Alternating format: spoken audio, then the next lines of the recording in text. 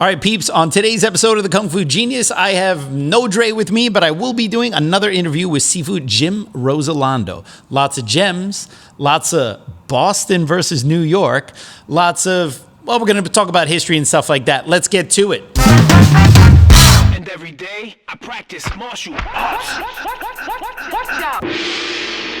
Hey, Jim, how you doing, man? Hey, excellent. Good to see you. Good to be back.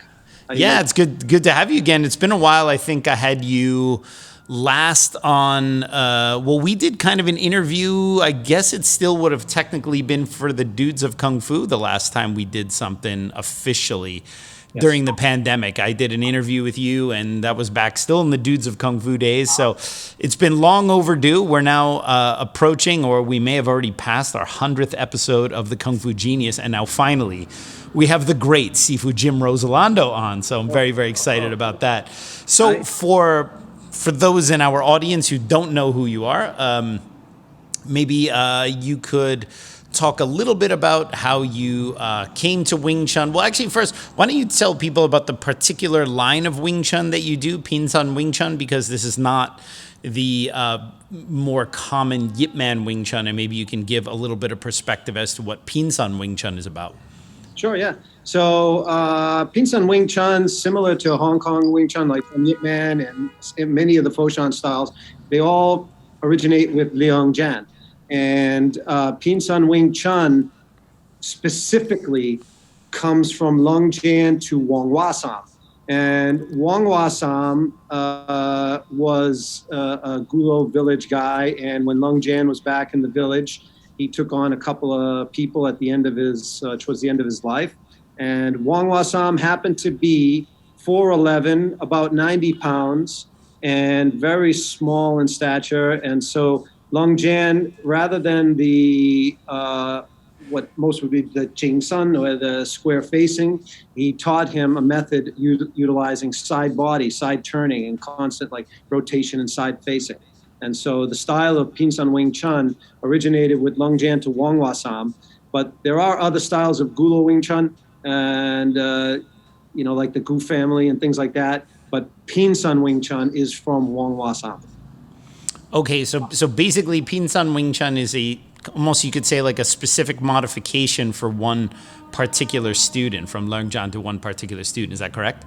Yeah, this style was the way he was taught. Okay, so I've done a little looking into this lately. So the platform utilized by Leung Jan when he was in Gulo Haksan, he taught these 12 fists.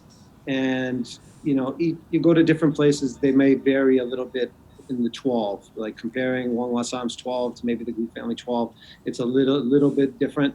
But he did teach these 12 movements, skills that are progressive to Wong Hua Sam versus Siwon Pao Chong Kyu Biuji.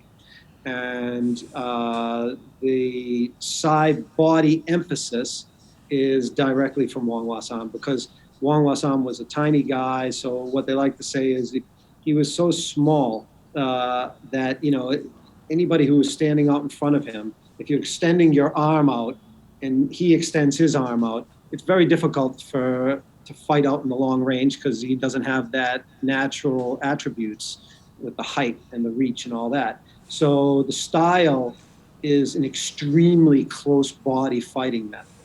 So we like to control very deep.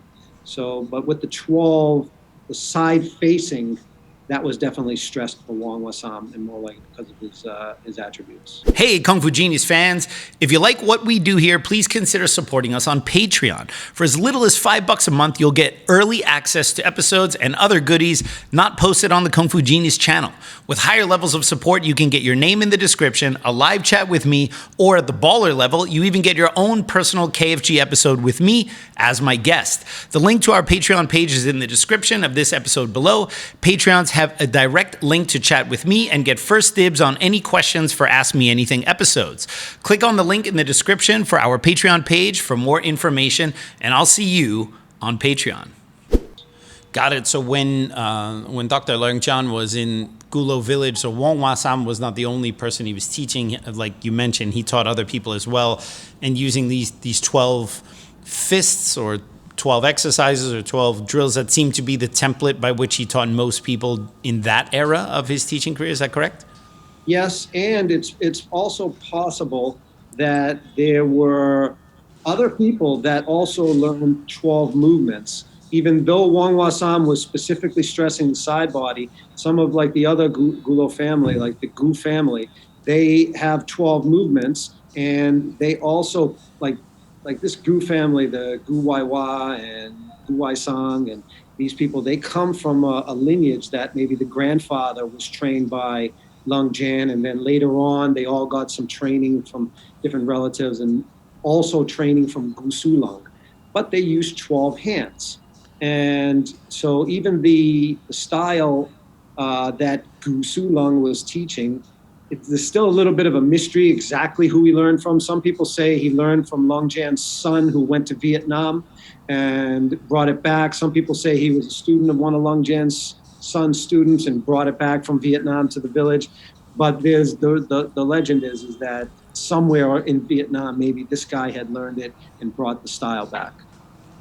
Interesting. So I guess that kind of then begs the question.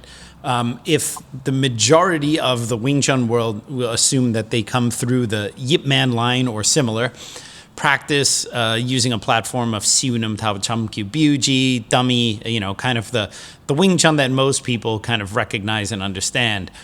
And they still technically come from Leung Jan, obviously Leung Jan being the Si Gong of Yip Man.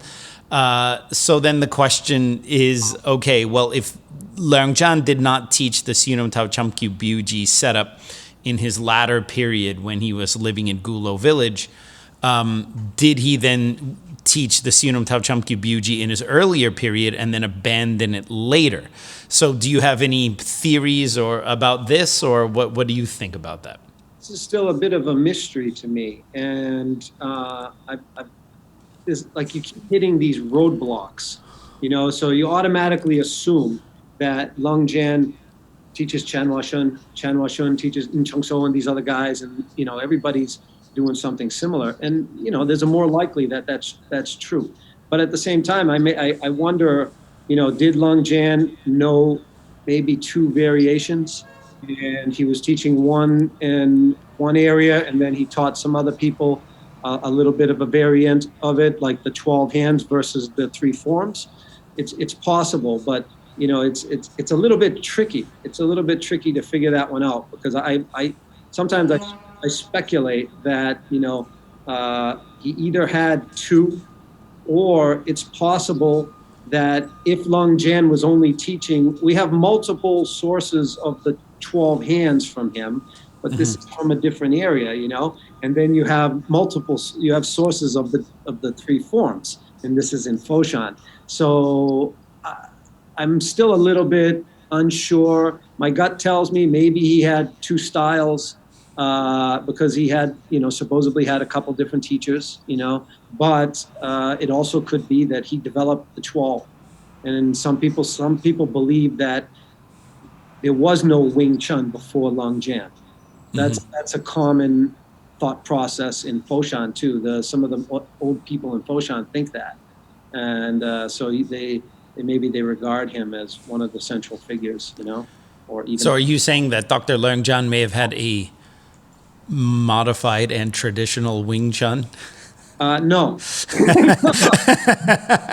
But he would have had. He might have had a couple of variants of it, because the Red Boat happened to be a plethora of Gong Fu, and so it's not unusual for Gong Fu masters to have tweaked things, or maybe one guy was doing something based on some experience from before and things like that. But I'm still in a little bit of a mystery spot as to, I can't 100% say yes or no on did he know 2 styles, or did he develop this one later on.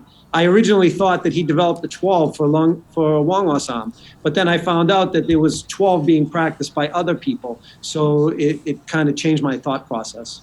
Interesting. Yeah, I know, because we've had, it's also been a while since I've talked to you, and I know last time I talked to you, I think you still were of the opinion that those 12 were developed for Wong Wasam exclusively, and now it seems this is kind of a newer revelation that there were other people who may have learned this 12 as well. How did you find out about that? Was that from a trip, or did someone tell you that, or how did you find out about that? So I have Joyce and Jesper that live in the mainland of China, and Joyce is my runner to go interview people because I'm not there. So Right. what we've done is anybody I could locate, I tried to send her to interview them and speak to them. And one of the groups that I was curious about was this Gusu Lung lineage. And it's always been a mystery. What did he teach? Who did he teach? And things like that. And so once we were able to connect to the Gu family, I found out that, wait a minute, these guys are practicing 12 hands too. So it made me think a little bit different than in the past, when the truth is, in the past, only Wong Wasam's lineage was practicing the 12 that I could find. Mm-hmm. But now, it's more than one lineage that is practicing 12, although with a slightly different emphasis. So if we already run into all these little blockades by the history of Leung-jan, how reliable is any of the history that predates Leung-jan in terms of what people can accurately report? Because there seems to be a big issue in Wing Chun where people stand behind these like ironclad guarantees that, at this time, this is exactly what happened. This is exactly how the art got transmitted. And it seems pretty obvious to me when you talk about hitting roadblocks with Dr. Leung-jan, or we're talking about, I guess, late 19th century or mid to late 19th century. We're already hitting roadblocks, yet there are plenty in Wing Chun who make pretty serious claims about stuff that predates that. I mean, how reliable do you think any of that stuff is that predates Leung-jan? Like you just said a moment ago, Wing Chun may have began with him, at least in terms of the name. I mean, is there anything we know about this time before Leung-jan? Very difficult now, because if the only common ground between Gulo and Foshan is Wangwabo. And so both towns and both lineages all say Leung-jan was a student of Wangwabo. But in Foshan, you also have them saying, okay, he also trained with Long Yitai. Right. And in Gulo, they even have like another story. So one of the issues I had with the early research in the Gulo was that most of the information came from Jansuk, Feng Chun. And Feng Chun left the village. And so I should have, but I didn't even consider that it was possible that maybe because of his leaving the village and being exposed to the other styles, and more likely reading about the other styles, histories and stuff like that, when you talked to him and you interviewed him, I'm not 100% sure that he was also relaying some info from the other stuff that he may have seen and just automatically assumed these are stories about Leung-jan. Sure.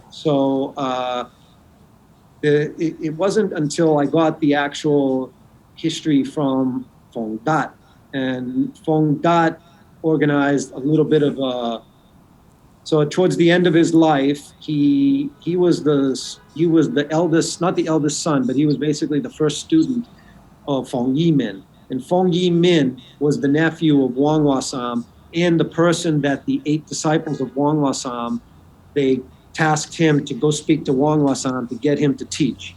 And he was a relative. And so these guys, most of them never left the village. So some of their history and the stories are what we would say a little bit more of a traditional Gulo history.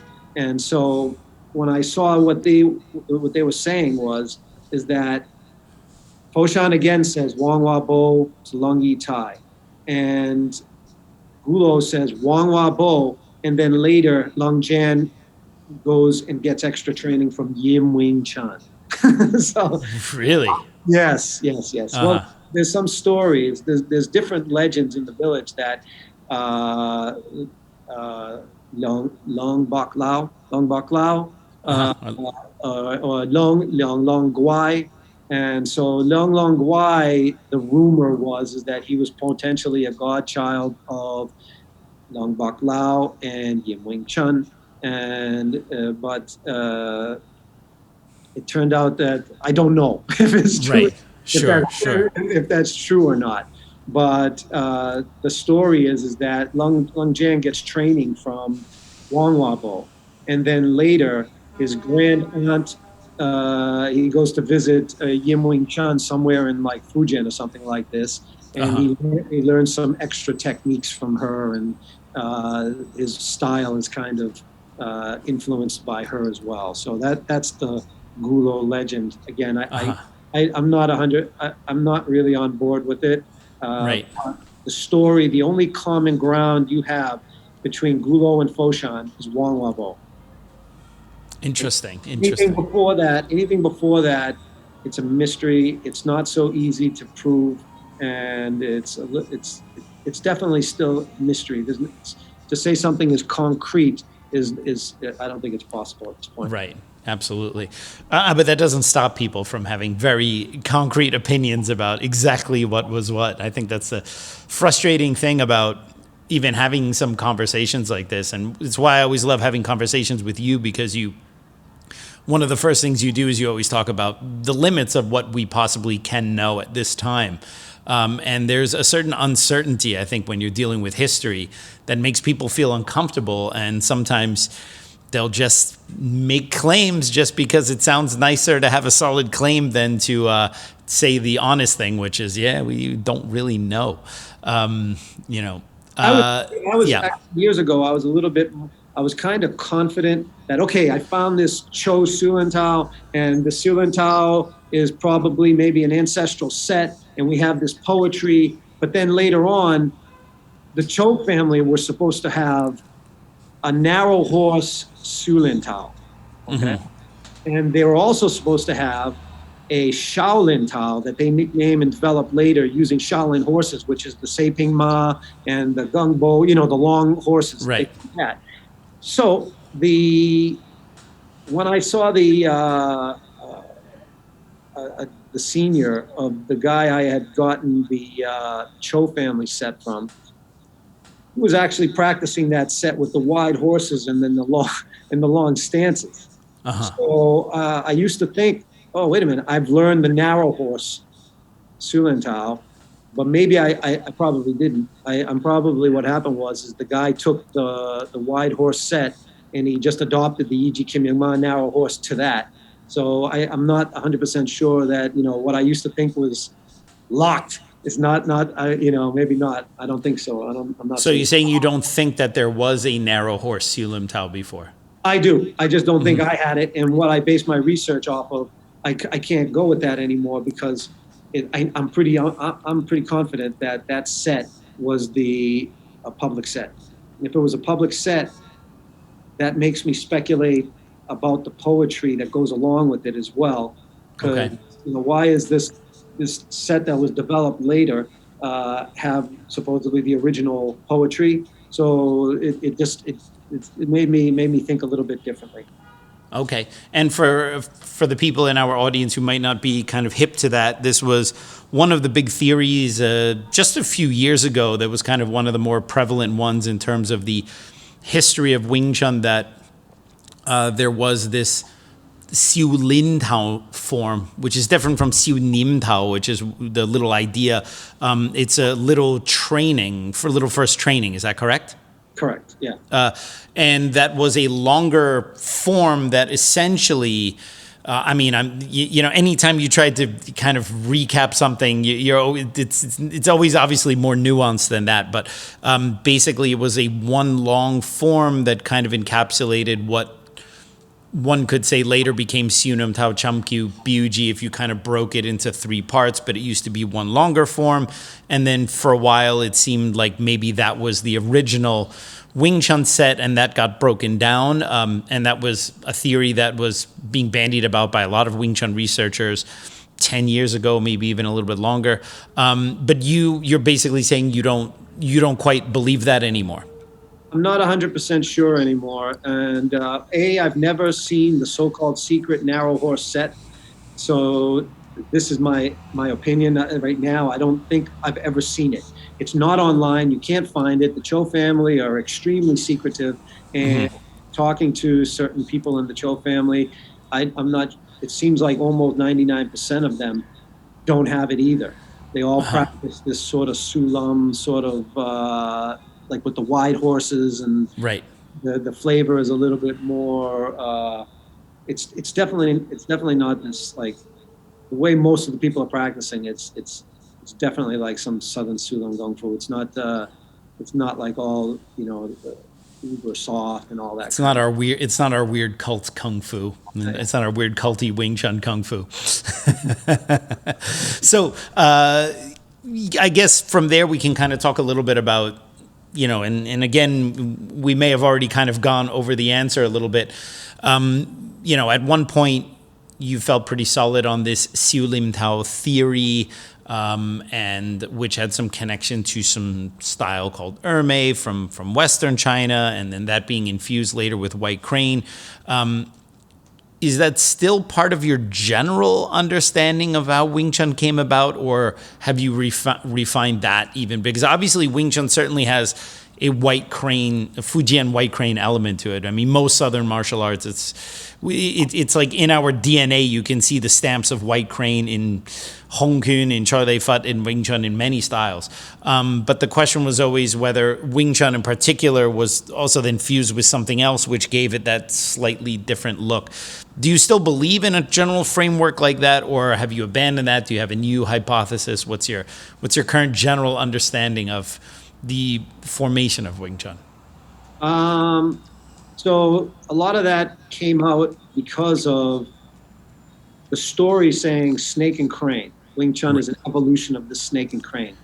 How long has that story been around?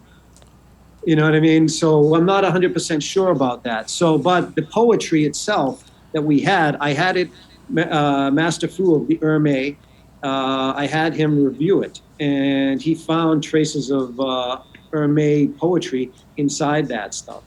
But I did a secondary review, and I had somebody go through it. I had Joyce actually go through it, because when I was sitting with Master Fu, I actually had him highlight the lines that were supposedly from his thing. But actually, of the poetry lines, it was only the first two that were exact. The other ones were a couple of words that were in between each of these lines. And so, for example, though, the one that was exact was two hands raising, dividing the yin and yang. But if you see most styles do this kind of two hands raising, divide, you know what I mean? It's a pretty common thing. So, I'm not 100% sure with that. Sure. Again, it's snake and crane. When did the snake and crane theory come from? So I don't know. And then when you look about the trademarks of the art, so I always thought that Wing Chun was, maybe the evolution of Fan Chin Young's White Crane, and then mixed with something to soften it up. So you had a San Chin base. If they take the natural style and just move it up, you almost have a Yiji Kim Young Ma. But the body mechanics are completely different than San Chin. The breathing is completely different than San Chin. And, it's, I'm not, even the story is a little bit different. Okay. Mm-hmm. So the Fan Chin Young statue in Fujian has the Jiao Yang. In one of the signs said erect Jiao Yang. So we thought, okay, well, Jiao Yang, this is Jiao Yang, but but if you look at the story, Fan Chin Young, and compare it to the Southern Sulam of the old Hankyun, the old Hankyun, Hong He Gun's wife was Feng Wing Chun. So, right. It's, I never gave Hankyun much of a thought when it came to looking into the art. Because whenever I thought about Hankyun, I'm thinking about Tizin, and I'm thinking about the wide horses. I'm like, no, it can't be. But there would seem to be an old Sulam Kung Fu that later evolves into Hankyun, and maybe Wing Chun is more related to this old Sulam Gung Fu, where they had these, 5-pattern stuff where there was a snake, there was a crane, and there was other stuff inside this, and the story of Wing Chun. And so there's a lot of elements that kind of help leaning towards that theory, more so maybe today than I think of Fujian Crane. Not to say that Fujian Crane didn't have a heavy emphasis on so many arts. It did. It's obvious that it did. But in Fujian, you had these Sanchin-based arts, and then you also had this Sulam Gung Fu. So even Hong He-gun was supposedly studying some kind of Sulam Gung Fu, and they learned the narrow horse style from his wife, but they also had this other styles over there. So I think in Fujian there probably was a couple of root sort of styles that were practicing, and maybe one had a more of a Sanchin sort of base, and then the other one had that basic Sulam Gung Fu base. Interesting.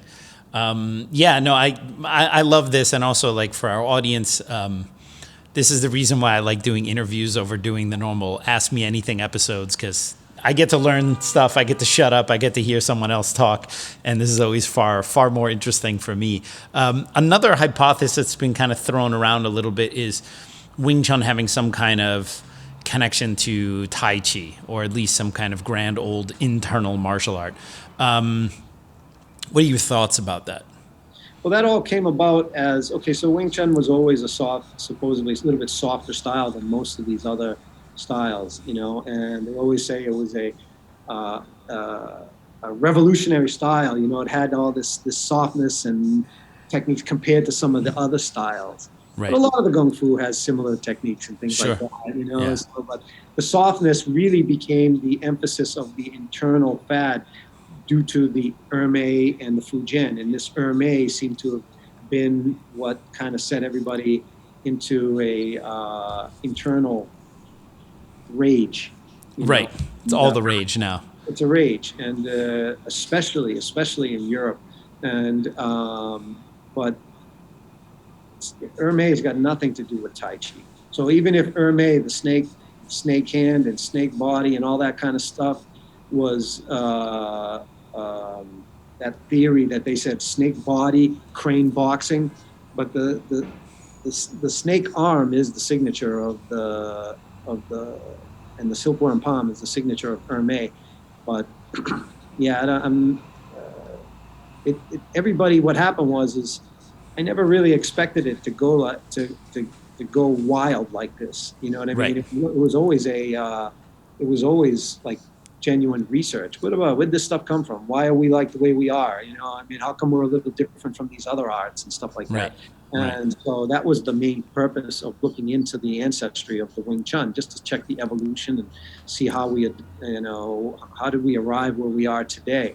Sure. And nowadays, the internal label is so popular that everybody is just, I practice John Zhuang. Okay, I practice Wing Chun. Okay, I practice Tai Chi. I practice Wing Chun. Okay, I practice, Baduan Jin and practice Wing Chun. And so you get everybody seems to be mixing their own or their previous experience with other sorts of internal arts and fusing it with the Wing Chun and to develop the modern internal Wing Chun arts, really. Mm-hmm, mm-hmm.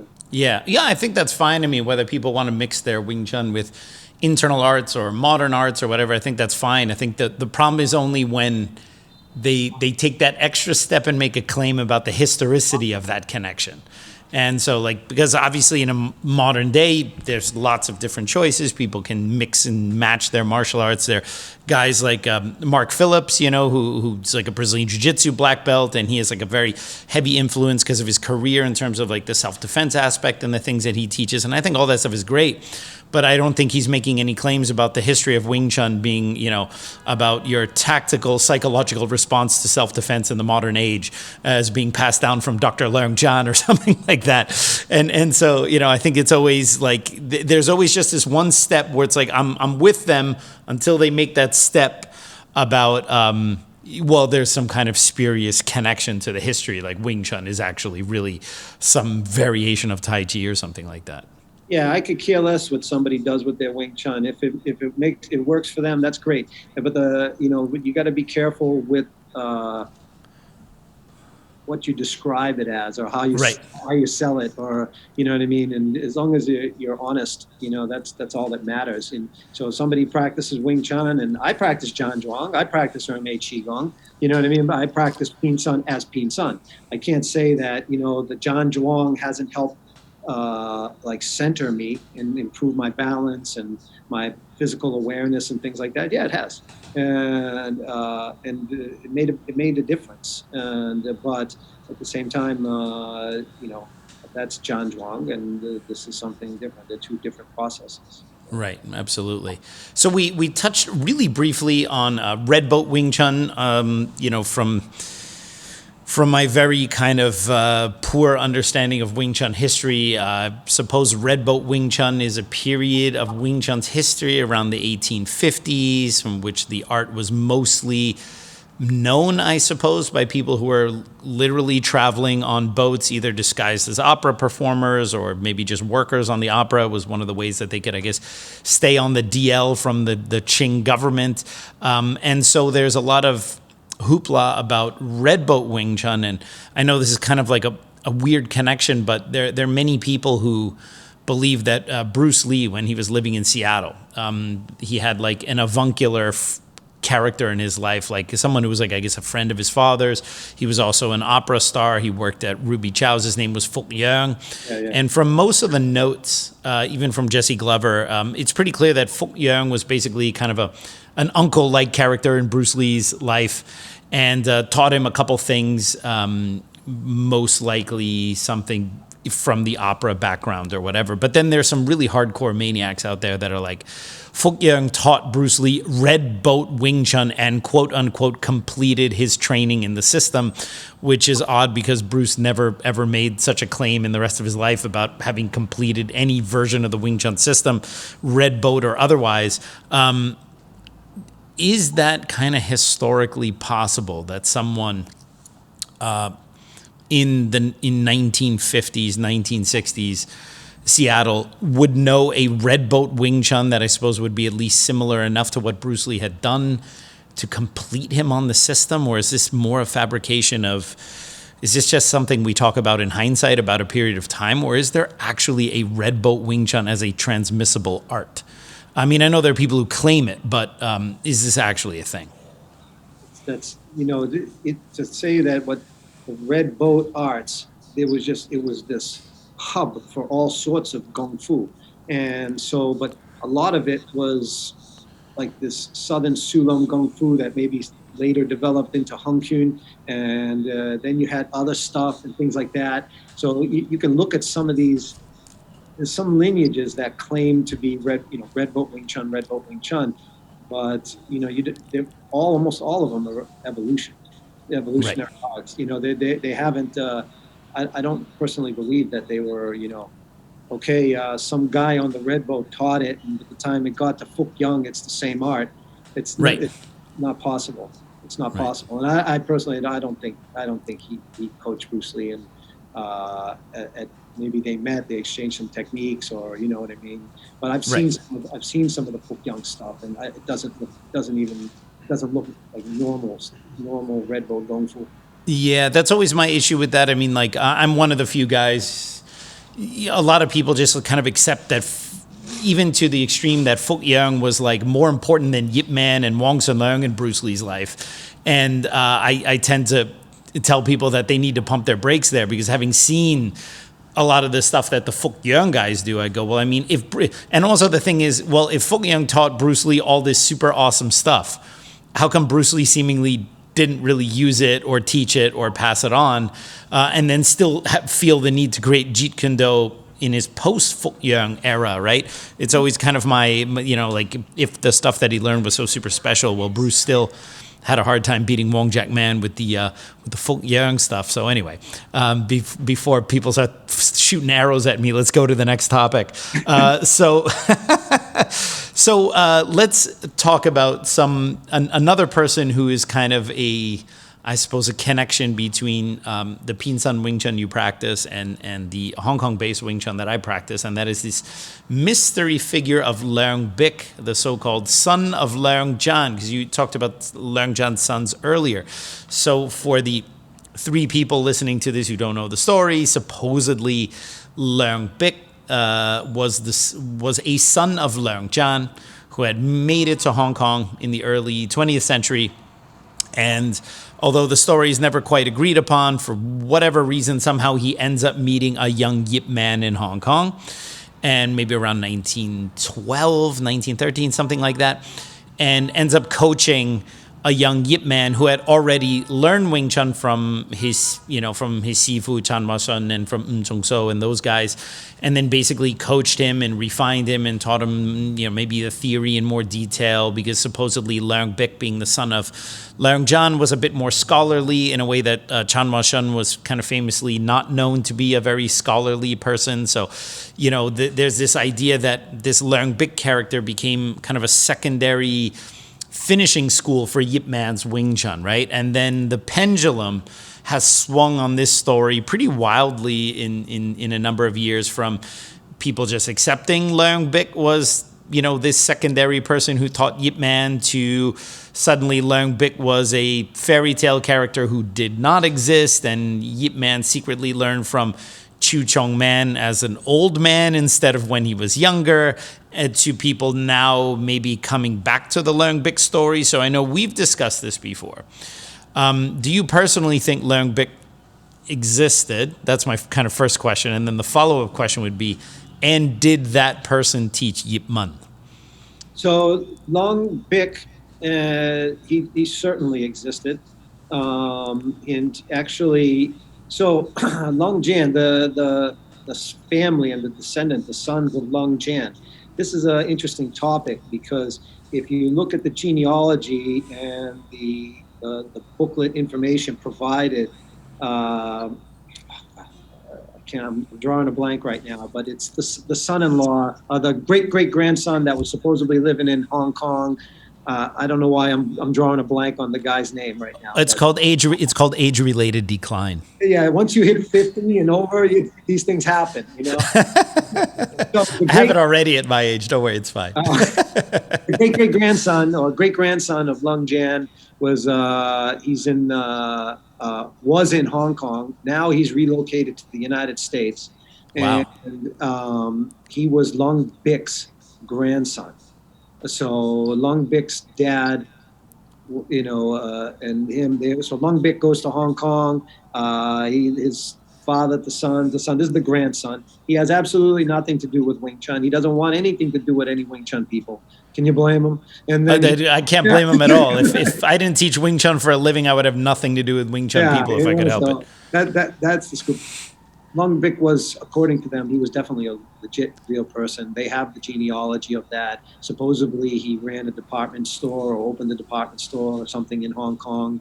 But again, going back to the family of Leung Jan, the booklet provided by the great-great-grandson there, it shows that Leung Jan had numerous wives and more likely had children with many of these wives. So it could explain the mystery of, some people say it was Leung Bic and the other brother, and there was 2 sons of Leung Jan.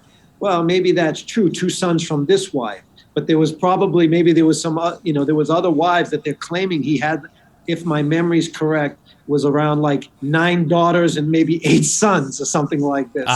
So Leung Jan kept busy, is what you're saying. He was an active guy. He was healthy.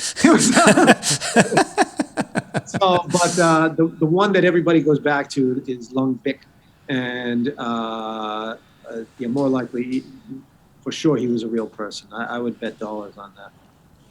So what if you could transport back in time for a front row seat into the life and legacy of one of the most respected Wing Chun masters in history? Gong Sao Wong, a tribute direct students on Sifu Wong Sau Leung, offers you just that. Through a series of exclusive conversations, 25 direct students share anecdotes, reflections, and personal stories offering in-depth understanding of the man behind the legend. Order your copy today across 12 Amazon marketplaces with free shipping. I absolutely love this book, and I think you'll find it an indispensable part of your collection. I can't recommend it enough. Get yours today. Go to Amazon, type in Gong Sao Wong, and there you go.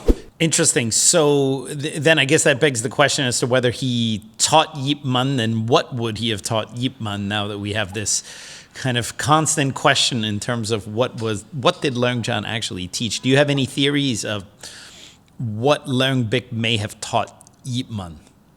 So I wish I should have reviewed some of my old notes. That's okay. It's still interesting to me because, the Leung family was obviously, they were quite private, except for Leung Jan, who was obviously a notable figure and a popular guy. I need to double check the dates and the timelines of who was where, when they were where. And I believe they were in Hong Kong at the same time or around the same time. And so it's what did he teach him? I don't know. Whereas sometimes, like, let's say if I study from Mr. Moy, but I visit the Fungs in China, or I go to New York to see Wang Fai and things like this. I'm not really learning another complete system. These guys are giving me skills to refine my techniques, or maybe some different ideas and different ways of using these things. So it's possible if they were training together, he might have taken and built on what he had already learned and maybe helped refine it or help teach him some concepts and things like that. But I'm just speculating. Yeah, there's another rumor that Leung Bik may have been the person to teach Yip Man the weapons, and which kind of brings us down another bit of a rabbit hole. So in the Pinsan Wing Chun, at least as far as I understood, you do have a pole, but you don't have knives. Correct. So then that always kind of presses Wing Chun people, Yip Man Wing Chun people, into a kind of, well, I don't find it an uncomfortable question, but you know how Wing Chun people are and Kung Fu people are. If the form they're doing isn't secretly super old and the person who designed it has been dead for multiple generations, then it's too new and it's not real and blah, blah, blah. And so if there's supposedly no knife techniques in Leung Jan's lineage, where did the knives come from? So let's go back to the Wong Wah Sam and the Gu family. Okay, so these are the two main lineages of Gulo Wing Chun. And Wong Wah Sam was taught the 12 side body hands and the Sam Dim Bum Guan, the pole set. Okay, and the pole is really, it's just designed to enhance the fist. It sharpens the dim power and your ging and things like that, and it does that. But we have no knives in this. But the Gu family seemed to have some knives. So, maybe that we didn't get Wong Wah Sam didn't get the knives, or Leung Jan didn't teach him the knives. Maybe the Gu family got some knives. I'm not sure anymore. I'm not sure. I know, the story is that, okay, the Sudo Hoi, the guys get the knives from the Sudo Hoi, and later they implement it into the Wing Chun. My personal belief is Wing Chun is the empty hand boxing. Everything else was added later. That's my personal belief. So, there was interaction with the other guys on the red boat, and 6.5 pole was a very popular pole in the south. So more likely the pole tech, they grabbed it. Okay, Wing Chun needs a long weapon. Okay, so later on maybe they see something. Okay, maybe we can add some knives to it. I believe that Wing Chun was the empty hand boxing. The wooden dummy, the knives, the pole. I personally think that all came later. Right. Yeah, I think that makes sense. Of course, I think a hard thing, for a lot of people to understand when we talk about the history of these martial arts is that most people will tell you, no, this is exactly what happened. But the reason they're telling you that is because that's what their Sifu told them. Yeah. And the reason their Sifu told them that is because that's what their Sifu told them. So I think what ends up happening is people have like an almost religious-like defense of what's essentially hearsays and stories told over time, and the game of telephone, I tell this person, that person tells that person, and then compound that over multiple generations. I think it's pretty clear to see why most of these stories are unreliable at best, even if they are defended by their adherents with like almost like a religious-like authority. The interesting thing is Yip Man Yip Man gave 2 interviews to New Martial Hero magazine, both pretty much like in the last year of his death, so they're very late in terms of his own life, and we translated them. In one article is a little bit slightly bizarre because the author of that article was like putting in his own like Wing Chun Eternal Spring ideas, but the second interview is interesting, and Yip Man himself, talked about how the pole is like, obviously Loktin Bunguan is a style of pole that was all over southern China. It's obviously not specific to Wing Chun. There are other styles that have it as well. But he says in it, the only time he really talks about it is the knife techniques are derived from the fist fighting techniques. And Yip Man says that really quite clearly in there. And that is, I think, the closest thing we have to any kind of statement in terms of like, we could say so-and-so said this. And so I thought that was kind of interesting. Obviously, when you see the knife techniques, they have a lot of, at least in Hong Kong Wing Chun, obviously a lot of parallels to the fist fighting techniques. That's why I'm always curious about the knife techniques from these older styles, because I want to see how much do they actually look like Wing Chun hand movements with knives, or are they actually more like traditional knife techniques? Have you seen a lot of knife stuff out of that era, the Fatsan era, anyone who's doing the knives over there, and does it look much different from what the other people are doing, or does it look just like Wing Chun with knives in your hands? I mean, I've seen the Yun Kei San knives and things like that. They all look kind of similar. Then there's some weird stuff, like you see some of these guys, like the Wu Choi family. They got these long double broadswords and stuff like that. And so, but the short knives, that as long as they extend out and they're basically moving like the hands pretty much. Right. I'm not, I haven't investigated that stuff too much because I don't know the knives. So it never really it wasn't a huge interest point for me to like look into. But it definitely, if you watch the set of some of the Yun Kei San knives and things like that, yeah, they're all kind of similar. Looks like hands. Yeah, don't say that to those people, though, because they will tell you how different what they're doing is from everyone else, right? Same thing. Our knives are not at all the same like their knives. They're all totally different. You see, we hold it this way instead of this way. So, it's totally different. It's not the same.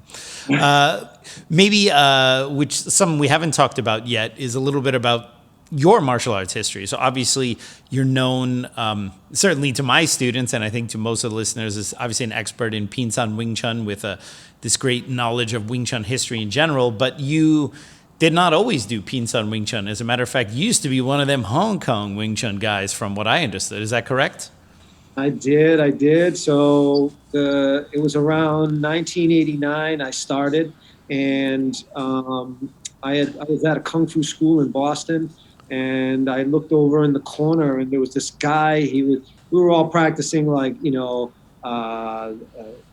wushu basics and Xing Chuan and other stuff. You know what I mean? And but then there was this guy over in the corner, and he was just doing like these simple moves and like punching, and I'm watching him, and I'm like, boy, that looks really effective stuff. It's not flashy. You know what I mean? Right. And so I went up to him and I asked him, I said, what is this?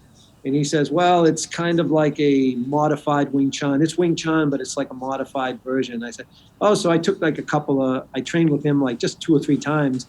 And I'm like, I like this stuff. Let me go find a Wing Chun school and learn Wing Chun. Where were you learning that wushu? Was that in Boston, Chinatown? It was right across from the old Boston Garden, and it was Yao Li's academy, which Yao was originally one of the top students of Chan Poi. And okay. Walloon. So they were practicing Northern Mantis, and they were also practicing Wushu because he had gone to China. And these guys were dominating the tournament circuits and stuff like that. He had some champions in there, and they were, nice people. It was a really good workout. And it was my first Kung Fu. Because when I was a kid, I studied Tang Soo Do. And then in high school, I stopped because we were all playing sports. And then after high school, I wanted to start Kung Fu or try something different. And then I used to watch the Kung Fu theater on Sunday mornings. Yes. And then during the commercial, this school would come out and they would do demonstrations. It was really amazing to watch. So I went to find them, and I ended up going there for about a year or so. But eventually, after I saw this guy doing his movements in Wing Chun, I just dropped there. I went right for it. I was like a fiend. I was like, it's also funny because, like, in my mind, while you're telling the story, of course, I'm like picturing the story in my head, right? And being that you're from Boston and you were talking about doing some wushu stuff, I'm thinking like, oh, you were at Bo Sim Mak school, and that dude you saw on the corner doing Wing Chun was a young Donnie Yen. That's how the story was playing in my head, right? This so it's very cool. Bo Sim Mak and Yao Li. Bo Sim Mak was right in Chinatown, maybe not even 1 mile from where Yao's school was. They were both the two main schools over there. Did you ever run into Donnie Yen before, like back in the day? No, but I used to see his sister was at the club over there, and I would pop in, watch a class and things like that, and the sister was there, but I never met Donnie.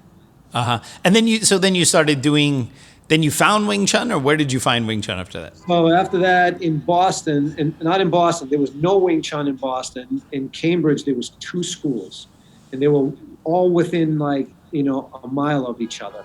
One of the schools was the Moisan. He had a student here that came to, it was either BU or BC. He went to college here. And so while he was here, he was teaching, the Moyat Kung Fu and Li Moisan's Wing Chun.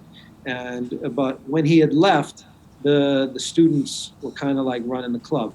So I went there first. I found them. I went in and I took some classes for maybe like 3 months, and it was just like a student club. And so I decided it's not the sort of coaching I'm kind of hoping for. I'm looking for, like a pro that can like teach you and tell you the concepts and why you're doing everything. And the students over there didn't have that sort of... Right. You want someone with white eyebrows who's like cranky. I need someone who can hold the beard, like... They say. Yeah. So I left. I went down the street and I checked out this other school. And then the other school, I said, well, is this... You guys teach the 3 forms? Is this normal Wing Chun? And they said, well, we run parallel to Yip Man. We're not from the Hong Kong school. We're kind of another lineage that run parallel to them. But that's all they knew. They really had no idea. They didn't know that was Gulo Wing Chun. They didn't know much about it. And so, but I stayed there for maybe a year and a half. And I kind of, then at that point, I said, I maybe need to go find a more like a traditional school with some high-level coaches and things like that. Right. It just happened to be that Randy Williams was coming to the area, and I had drove down to New York just to meet him to see what he was doing. Right. And because in Boston, like I said, we only had the 2 schools. But I said, okay, so maybe if I go to this guy, I can learn Augustine Fong's stuff. He's got videos that I can use for assistance, like just as to remember it. And, so I went to him, and I kind of hit it off with him, and I spent about 5 years with him, and I traveled to Los Angeles, and I traveled to Spain with him, and we made videos for Cinturón Negro magazine, and we made other videos and things like that. But I think it was, I had learned Silim Tao, I had learned Chum Q, I learned the first 60 moves of the Zhang, and then after that, I kind of started searching for other stuff. The internet started getting popular. I had heard about these guys in New York practicing Fat Sao Wing Chun, so I kind of went to go find them. And I ended up becoming close friends and students with a student of Santo Barbares, who was basically Henry Leung's main guy. Right. I went to Henry Leung's herbal or little Dita clinic that was on Elizabeth Street, and then we had a place on Mott Street, and so I would drive down. I would get up in the morning. I'd drive to New York. I'd get there by like 9 a.m. I'd train till 12:30, 1 o'clock. How early were you getting up to get there by 9 a.m.? I would leave at 6 in like 5:30, 6 in the morning. Wow. And I would get there about 3.5 hours, no traffic. And I would go there and I would meet him. We would train in the basement. I'd train for 3-4 hours, and then I'd leave around 1 o'clock and I'd come back. Wow. And I did that every other week for 2.5 years. Wow. And during that time period, I kind of realized that, maybe the style, the history of the style might not have been what they said it was. You know, Henry was kind of a little bit of a secretive guy, and like most guys, I think they like to, they embellish some stories and things like that. They like their secrets too. Yeah, it's normal. So I started looking into, I went back online and I said, oh, maybe the style I used to practice is Gulo Wing Chun. They don't have forms. It sounded like it's Gulo Wing Chun. So I tried to search for these guys again. And so, but everybody I found was kind of similar to how we were learning in the other range. So Mr. Moy actually taught pretty consistently these groups and the couple groups of people that he had taught. And so my end result was I quit. I wasn't happy. And so I quit. And I trained Southern Praying Mantis for about a year. And then during that time period, I just said, I got to find the guy who taught these people. And so I ended up, me and my buddy had a friend who was a private detective, and we hired him to find him. And we ended up finding him, and I went to the door, and I read his name on the door. I'm like, I found him. You know what I mean? And then I'm like, what am I going to do? I can't knock on the door. So I left. So I've been at the same time a student of Yip Ching, who was a friend of mine. I was talking to him, and he goes, oh, yeah, my dad knows Henry Moy. Really? Okay. So he ended up, the father called Mr. Moy, and I ended up going to meet him at a Chinese restaurant and where he was working, and that's when it all began. Yeah. Wow, that's awesome. Yeah.